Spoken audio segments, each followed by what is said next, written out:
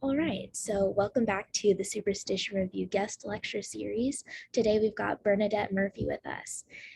So Bernadette has been featured in Superstition Review before, and she's a writer. So thanks for being with us today, Bernadette. I'm really happy to be here. Thanks, Madeline, for having me. Of course. So I will start out with asking some questions, and then at the end we'll have some time for questions from the audience as well. So Okay. just to get right into things, will you start out by telling us about your career as a writer? Yeah, I was thinking back to when I was the age you guys are and being in college and, trying to figure out where I was going. I was double majoring at the time in marine biology and dance. And I thought somehow I was going to figure out my path from there. And I was failing chemistry, so marine biology was not looking so good. And dance as a long-term life goal was looking a little sketch, And I had an English teacher, and he said to me at one point, "Have you ever thought about being a writer?" And frankly, I had never thought about it because it was like saying, "Have you ever thought about being president or an astronaut?" Or it was something so out of my realm that I could not imagine that someone could decide they want to be a writer. But he planted the seed. I'm really grateful for that because I would have made a terrible dancer or marine biologist if I had stuck with that. But when I was in school, then I majored in journalism because I didn't know what I wanted to write about, but I knew that if someone assigned me something, I could figure out how to write about it. So I liked that idea. So I majored in journalism. And then when I got out of school, I ended up doing a lot of work in the public relations and advertising realm. And I wrote like everything you can imagine. I wrote grant applications for the Los Angeles Opera. I wrote ads for curly fries. You've probably had those. And Blue Diamond almonds. I wrote speeches for executives. I wrote film scripts for industrial videos for liquid butter substitute for being used in the restaurant industry. So almost anything that you could throw at me, I could figure out how to write. And I enjoyed that for a length of time. And then when I got into my 30s, I started to know there were things that I wanted to write about, things that I felt dear and close to my heart. And in order to do that, I was going to need to know more. So I signed up and took classes first at UCLA Extension and started exploring through essays what I wanted to write, and then decided to go back to school and get an MFA. And at that point, I shifted my career away from commercial writing and more just, literary writing. And at that point, I started publishing things. I started working as a book critic for the Los Angeles Times while I was still in my MFA program. I was a weekly book critic and started to learn more about how literature works. And over time, then built from there. I've gone on to publish 4 books of my own, as well as write books for other people. I went into being a professor for a length of time for an MFA program and enjoyed that, and then shifted my career again. And now, in addition to writing my own books, I write books for other people. So I work with celebrities and CNN personalities and people like that who have a story they want to tell, and I happen to have the craft to know how to tell it. So these days I do that. I do some of my own writing. I'm at the stage in writing about personal things that I'm a little tired of writing about myself. And I'm kind of bored with my own story. So it's been a lot of fun to be able to work on other people's stories as I ponder some more about what it is I might like to write next from my point of view. It's super interesting to hear how your career has evolved over time and how you realized a bit more about what you're interested in. Yeah. And admirable as well to hear about like going back to school, because I know that might be something for young people, the students watching this right now, like questioning whether they should go on to grad school after their undergrad or things like that. Right. Yeah, I was actually very happy I waited as long as I did, because as I said, by the time I went back to grad school, I had a sense of what I wanted to write. But for the longest time, I just knew I could write. I just didn't feel strongly that there was something I needed to write until I was in my 30s. And then I was so happy to be in grad school and be surrounded with other book and word nerds who wanted to talk about, the placement of a comma for 45 minutes. That's awesome that you were able to find that in your own time. So then moving into the literary magazine side of things, how Mhm. do you find magazines and publications to submit your work to? It varies. We all have, or at least I think most of us have, a list of our dream publications. So when I finish an essay that I feel really strongly about, I make a list of the ones that are my dream publications. And they're probably the ones that many of you have as well. I've made a little list of them here. Plowshares, The New Yorker, Guernica, The Sun, the Paris Review, all the places we all would love to someday have the, fairy godmother touch us on the head and we get published there. So that's where I send the pieces first. And then one by one, I collect my rejections. And then I start coming up with the next tier list.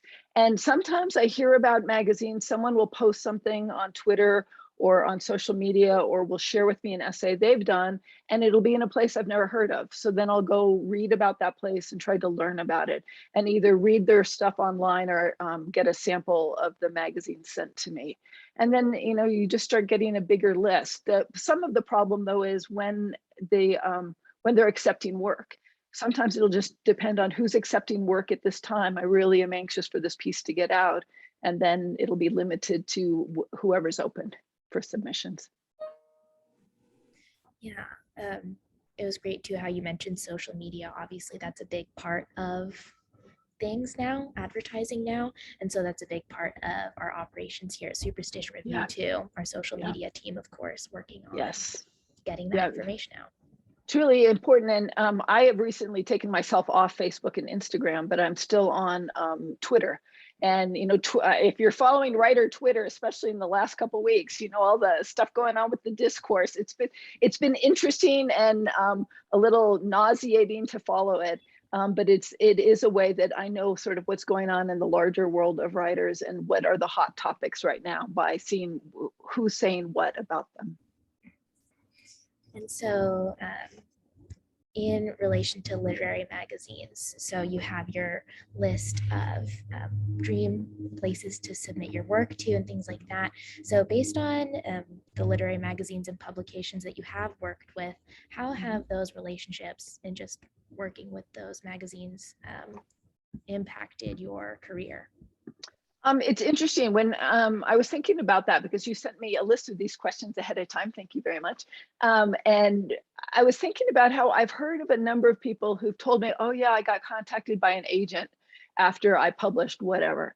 And frankly, that's never happened to me. I guess it does happen for some people. It's happened for some of my students, but that hasn't happened for me. What usually happens is it gives me a way to keep my toe in the water of the literary conversation while I'm working on a book length project, because the book length projects pull me out of that conversation for big stretches of time, years at a time.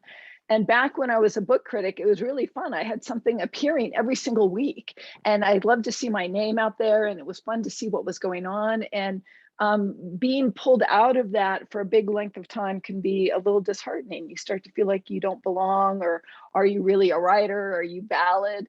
And so when you interact with the magazine, then it reminds you, yes, you do belong and you are part of this conversation. With my last book, I published almost all the chapters in that book individually as standalone essays before I published the book. So that was another way to also sort of drum up interest in the book that I was going to release, because people had seen bits and pieces of it in different forums, so that when the book came out, more people knew about it. And that was really handy. Yeah, that's super interesting about how you had each chapter published in different places, because that was something that I was also wondering about just in the middle of this conversation is how do you balance your book long projects with your shorter projects? Are there times where you do you set a goal for yourself for shorter essays that you write in the middle of books or something like that? I wish I did. I'm not nearly that organized or put together or thoughtful about it. It's more sort of spur of the moment. I suddenly get the bug for some topic and I write it. And then once it's written, then I want it out. But when I was working on that book, the last book was Harley and Me, and it was a look at women in midlife and risk taking and the neuroscience and biology and psychology of risk taking. I could shape each of those chapters into a standalone piece. And so then it made it easier to send those out. And it just, it was fun to do it and to see people become excited about it, which got me excited to keep working on the book. Definitely. Very, very cool and very interesting to hear about. And then more about literary magazines. As a writer and then also past critic, what is your advice to our editors as they read submissions? What are some elements to look for in a nonfiction piece? So that's an interesting question, because it seems to me that I can't dictate what your aesthetic is, nor the magazine's aesthetic. So I can't tell you what to look for, but I can tell you that as someone who's judged some nonfiction contests before, what I've looked for, and maybe that will be informative. So one of the most key thing that I look for is a story that moved me in a way I wasn't expecting. That it has to have, for me, some sort of emotional pull. And I've read a number of really beautiful essays that remain very intellectualized. And for me, that doesn't do what I'm looking for, because I want something that's going to pull my heartstrings as well as engage my mind. So I'm always looking for that. Another thing that will pique my interest is an interesting structure. I think that when I was a younger writer, I only knew of one way to tell a story, which was sort of chronologically. This happened, then that happened, then that happened. And that when someone can shape something in an interesting way, it makes me very happy. I'm sort of a structure nerd. And so when I see someone's played around with how they're telling the story in order to get a particular emotional effect, that makes me happy. And then obviously the use of language. When someone has brought as much pressure as possible onto the language, then it makes me thrilled to death. I wish I put as much pressure on the language as I sometimes see people do, and I'm always in awe of it. Poets in particular. I'm looking at you, Patricia Murphy. The way that they can put the pressure on that language just makes me really happy. Yeah, like you mentioned, of course, one of the first things for us to look for would be something that does go along with the aesthetic and the priorities of our magazine. But then also hearing your other thoughts about that as well will be great for our other interns and trainees to hear about. Great. And so those were the last of the main questions that I had, but we'd like to take some questions from the audience now. So if anybody would like to unmute and ask a question or send anything in the chat, I'll read those out. And if not, I can juggle. No, not really, I can't. But Yeah, I have a question. So earlier, while you were talking about your writing process, Bernadette, you mentioned how you first write it and then you figure out whether or not it's good and then you submit it. And I was wondering if you can explain more about the process and how you determine whether one of your pieces is good or not, or what you do with the pieces that you write that you don't necessarily feel are good. Good question, gosh. And so I'll give you an example. I wrote an essay a number of years ago about climbing Mount Whitney. And I went with my son, who was at that time like 18 years old, and a friend and his son, who was like 15. And as we were climbing, we hit a horrible storm, ended up spending the night with like crazy storm stuff going on, ended up not summiting that next day. And then a guy stumbled off the mountain the next day. We happened to be the only people around, and he was in the throes of severe hypothermia. And we cared for him, and he was okay, and he went about his life. So I wrote that as an essay, a very long essay, like an 18-page essay. And it took me forever to figure out, what is this about? And no matter how I reworked it, it sort of never added up to anything more than I had an interesting day. You know what I mean? Like, it didn't speak to the human condition. And I tried a bunch of different things with it. And it was one that I eventually just kind of put aside because it didn't rise above the level of anecdote. It became a story that I could tell at a cocktail party, or, wow people about what you do when someone's in hypothermia and what it feels like to have saved someone's life and whatever, but it really didn't do anything more than that. So when I finish a piece of writing, I'm sometimes looking for, is it rising to that level? And if it has the potential to rise that level and it's not there yet, then I get feedback from people and I try to bring it up to that level. And sometimes, as in the case with that Whitney essay, there was no redeeming that. There was just not enough heart to it for it to add up to something. Follow-up question. Do you ever put some stuff aside for, say, a couple years at a time and then return to it? Okay. Absolutely. And that was one of them. And after years, like, there was no redeeming that sucker. It was like, there was no there. I could get all the details right. I could play with the structure. I could do all kinds of stuff. And there just wasn't a real story there. And it didn't rise up. And then you just go, okay. And then you put it away. It's just part of the process. Yeah, insightful. Thank you. Thanks, Sarah. Let's see, real quick before we move on, one thing that was really insightful from that answer, Bernadette, that really relates to the class surrounding superstition review was talking about how your work or how a story can speak to the human condition. And so we talk about one of the first projects for trainees is discussing the difference between genre fiction and literary works. And so speaking to the human condition is one of those things that defines a literary work. So that was great to hear as well. Right. And I would argue, though, I think some genres fiction also does that, but maybe sometimes its priorities are slightly different than it might be with literary fiction. Exactly. Let's see, we've got a question from Tara now. Bernadette, how has working on other people's, would you like to ask yourself? There's Tara. I'm sure. Why, hi. Hi, good to see you. Good to see you too. So yeah, my question is it like working in multiple genres in a way where one informs the other? Or, I mean, the question was, how is the ghostwriting or writing other people's stories affecting your own writing? It's actually one of, so when I was in graduate school was when I started doing the book reviewing. And that was like graduate school for me, because I spent 6 years of reviewing a book every week. And because of doing that, my understanding of how literature works just grew and grew and grew. This is very similar in that in writing about something that it's not my story, but I have to use all the skills that I know to tell it in a way that moves people, is honing my craft, is making it sharper. Because when I'm writing from my own perspective, all my emotions are involved. And, you know, to be a writer, we're just like mushy globs of emotion when we're writing sometimes. And because of that, I can't always see what it is I've done on the page because my emotions are clouding it. But when I'm working on someone else's story, and usually they are very emotional stories, but they're not my story.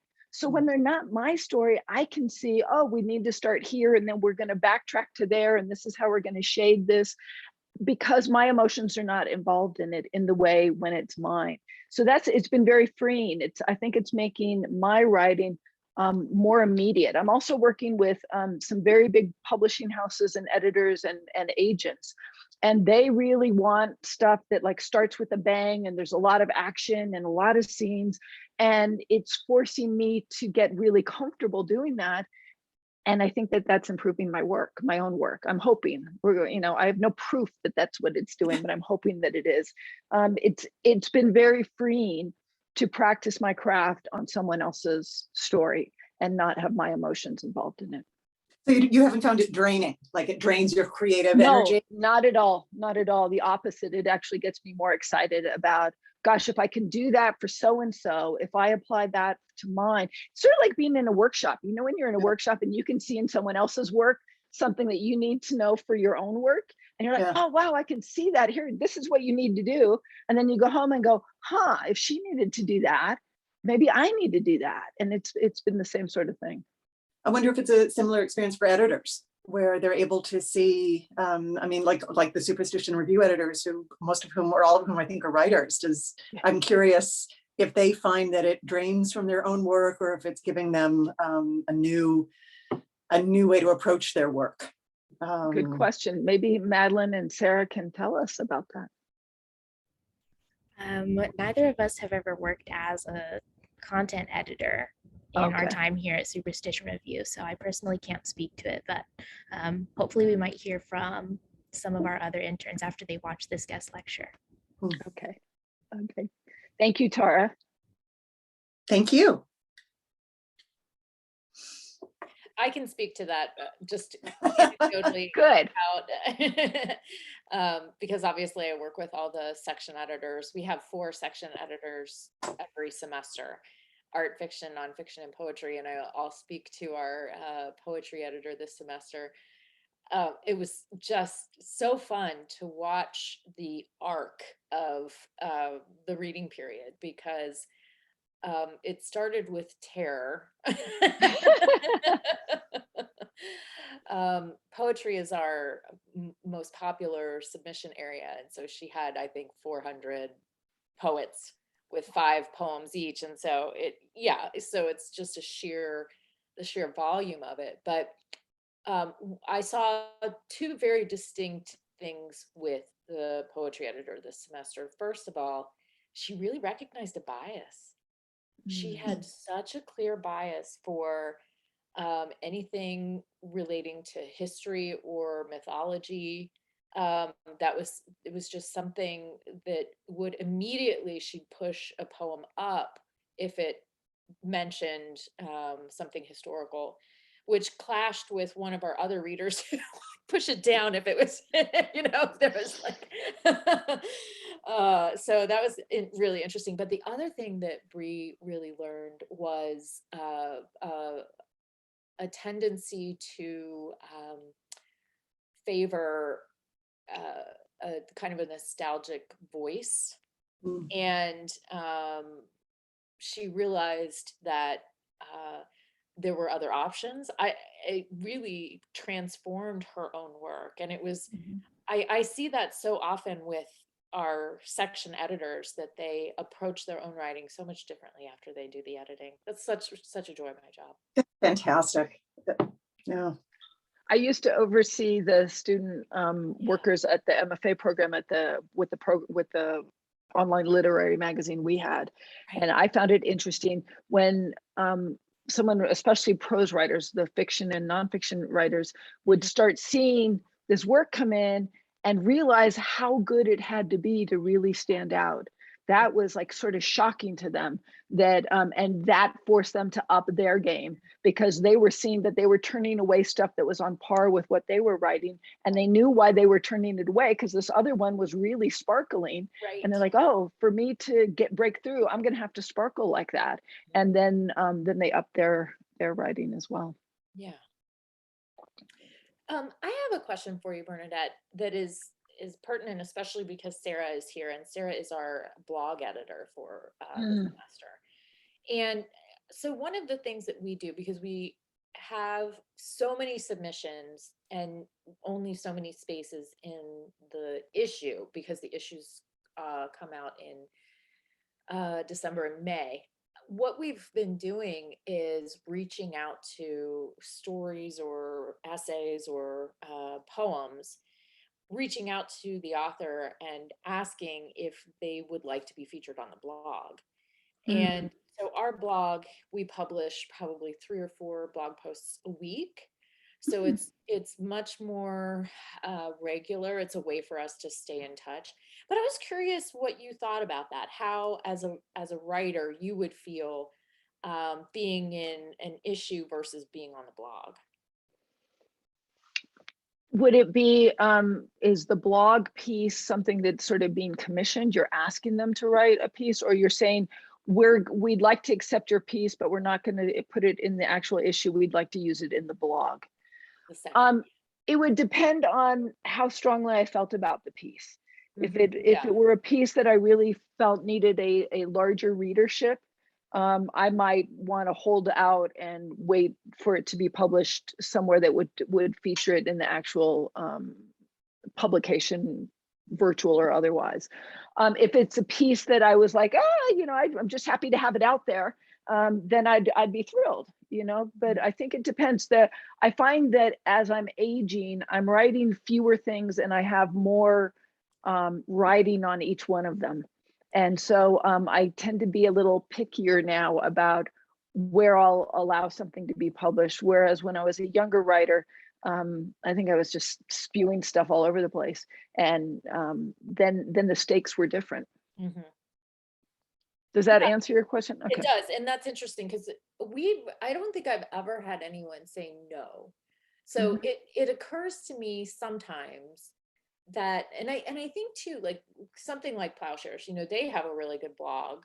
Mhm. That, and I've thought about that as well. Would I want, do I just want the URL, right? Mhm. Mhm. Right, right, right, right. Because Yeah. I do think that some people just want the URL. They want to be able to Mhm. share. They want to, um, their auntie needs to read it. Mhm. Maybe it depends on not only how precious the piece feels in terms of the body of work, but also the point in the career, right? Right, right. Yeah, yeah. I know for academics too, we want to have perpetual publication. Right, right, right. It's sort of great. So I've left the university I used to teach at. I'm teaching at another one, but just on a very low level, casual, in an MFA program, and to not have to worry about any of that is sort of delightful. To just like, I'll just publish what I want to publish, and Right. I'm not worried about how many. My doing an annual review and having to show how many pieces I did this year. Yes. It's really, it's kind of a joy. Yeah, absolutely. Yeah.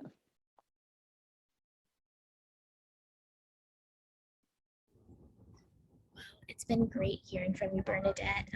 Thank Since you. we're so close to our 3:30 end time, I'll go ahead and kind of wrap it up here, if that's all right with everybody. Did anybody have any other quick questions or anything that they wanted to say? Okay. All right. Well, we'll go ahead and wrap it up here. So it was so great talking to you. Thanks for your time, and thank you to everybody who attended today. It's been so fun. Thank you, Madeline. Good to see you, Trisha. Good to see everybody. Thank you for being here. Continue on. All right. Have a good day, everybody. Bye. Bye. Thank you.